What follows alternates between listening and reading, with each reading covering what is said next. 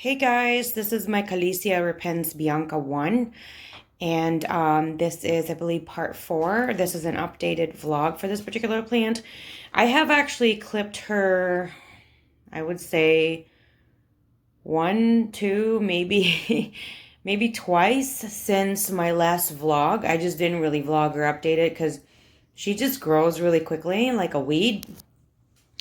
And she sits, I would say, a foot away from an east-facing window with something in front of her, like a different plant. And then the outside has no obstruction. Um, the reason I did that was because she was burning. Like you could see right there, that's the burning a little bit. And as you could see, there's a lot more green here. And this was from when the light was a little bit more intense, but it has been better. So I will probably put her, like, it won't be as bad probably. um she has grown really like crazy, as you could see, and I've told you that I have clipped her at least 1 to 2 times since my last vlog, and she just grows like a weed. So I would say if you are kind of not really in the beginner phase of being a plant parent, if you are okay with variegated leaves, this should be a good try for you. But due to the fact that the size of the leaves are so small and they are somewhat thin, they're a little thicker than a Tradescantia fluminensis. I don't even know if I'm saying it right. Fluminensis, I think, lilac. The lilac one is definitely thinner than this one, but it's longer and wider. This is a very, very small leaf, and she can scorch rather quickly if the light is too much for her. Again, she's only been sitting on an east-facing window. I have tried her on a west-facing window, burns very, very quickly.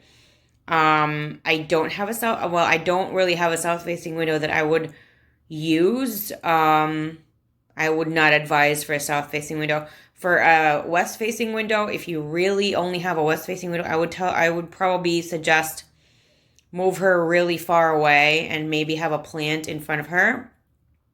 I did try to do that and it just wasn't working for me. So I just moved her in an east-facing window. She thrives better there. I had to put her on a plant stand right now to show you guys, because if I just put her on the floor, she's rather long now, so I don't know if I'll clip her again. If I'll clip her again, I'll probably I don't know if I'll propagate, because I do have one pot that is propagating, and that needs to be transplanted in a more permanent pot, actually. So I'll have a second one.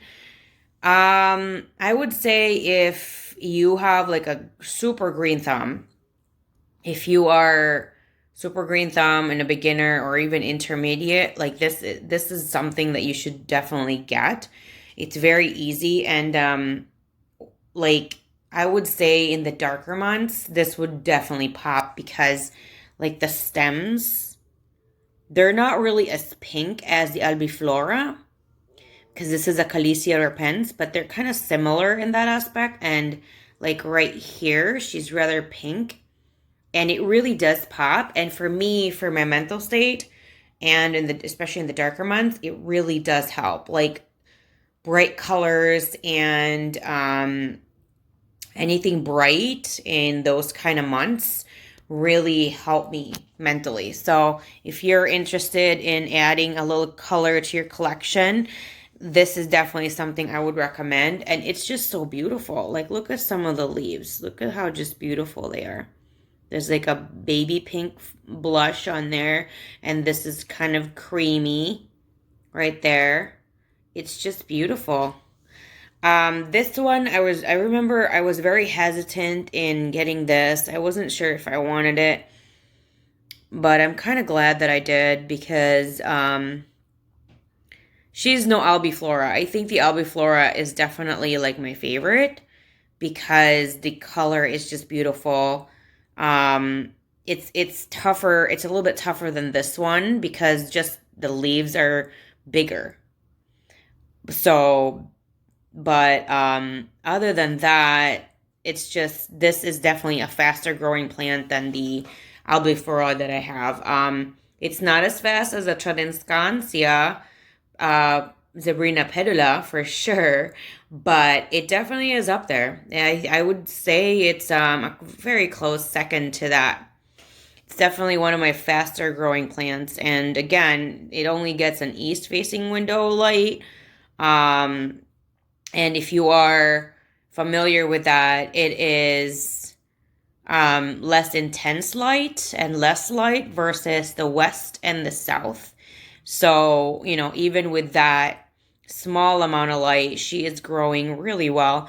And I hope you enjoy my update on this plant. You're going to hit the like, subscribe, and of course the bell so you're notified every single time I do upload a new video. All my social media accounts are in the description section, so do check that out. Also, what I have been using to feed this particular plant will be in the description section as well. I water her, I believe, every 6 days. In the about every 6 to 7 days. Again, east facing window, and I use a Schultz potting soil, just that regular potting soil that they have, nothing really super fancy. I also I'm using just a 6-inch pot, and it is a plastic pot. I just prefer that. I used to use clay and ceramic and all those very beautiful decorative pots, but from my personal experience, they just don't really work well with me. It just doesn't work well. So I'd rather prefer my plants, showcase themselves rather than a decorative pot to showcase my plant. It's not for everybody. Some people really do prefer such beautiful pots, which I do admire. It's just not for me, for my personal collection. I just prefer my simple pots. I think my pots are beautiful, and that's that. If there's anything else that I didn't share with you guys, let me know down in the comment section. I love hearing from you guys all the time. I have mentioned the water, light, and of course the soil. Also, I believe I water when about the top inch is dry, but it depends on the plant. And that's why it's really difficult, because what I think that the easiest way to probably check is after you water within 24 hours, if there is any kind of yellowing, that means you overwatered. What I would suggest first is to make sure you know how frequently you water. And if the water went through the drainage hole, I would suggest lowering the volume if indeed the top part was dry. If it wasn't dry and you watered again, then I would say less frequently. If the water went through the holes, I would say lessen the volume. If it was both, I would say do both, but I would do one at a time just so you know which one you need to adjust, because you might be watering it in the frequency that it requires, but it might just be too much in volume. And sometimes the third is they might not be getting enough light that they would prefer, and if they're not getting enough light, they're going to be sitting in the water. They're not going to be able to ingest the water without any light. So that's another thing. I've never tried this with I did try this a little bit with some LED lights. I would say about 4 to 5 feet away, and there were some other plants around it and scorch. So I would say if you plan to want to do plant light, like for example, you don't really have a ton of natural light, I would suggest you just test it out. If she starts to burn within a few hours or within 24 hours, move her further away from the source. But plant lights right now that I've noticed, if you just get like a regular LED light it can be harsh, but if you do a actual LED plant light, it's actually better, because I have also kind of noticed that with my other plants that they do thrive. But the thing with it though, the plants that I do have that are just with plant lights have zero natural light.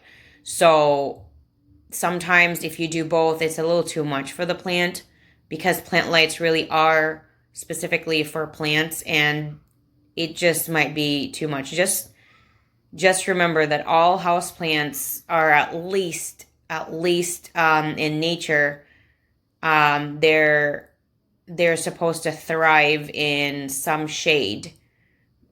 Some are more shade than others, so too much light can be a little too much as well.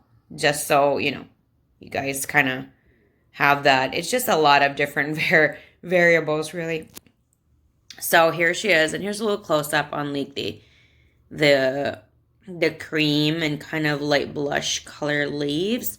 I'm trying to just put everything in from what I've learned from in between the last vlog to this one. So again, any questions, comments, suggestions, anything that I haven't mentioned and also haven't mentioned in the description section, just let me know down in the comment section. I'll try to add that on my next vlog. Thank you guys so much, and I'll see you guys again next time. Bye.